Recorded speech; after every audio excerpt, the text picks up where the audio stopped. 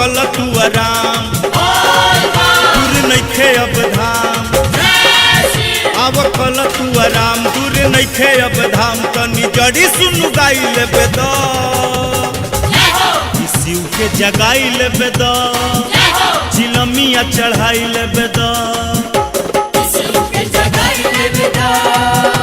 चिलमिया चढ़ाई लेबे द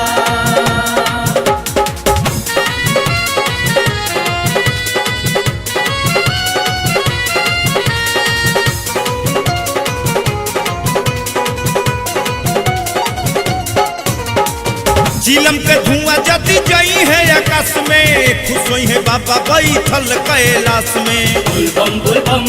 बुलबम बुलबम चिलम के धुआं जति जई है आकाश में खुश होई है बाबा बैठल कैलाश में बटे करा में दम बोल तू बोल बम अब हाजिरी लगाई लेबे द शिव के जगाई लेबे द चिलमिया चढ़ाई लेबे द शिव के जगाई लेबे द चिलमिया चढ़ाई लेबे द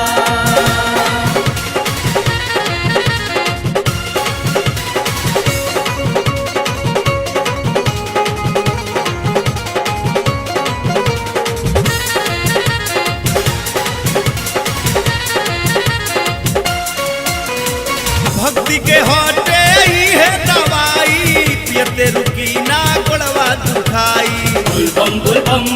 बुलबम बुलबम भक्ति के हटे नहीं है दवाई पियते रुकी ना गोड़वा दुखाई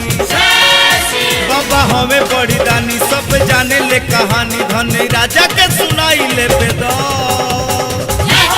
शिव के जगाई लेबे द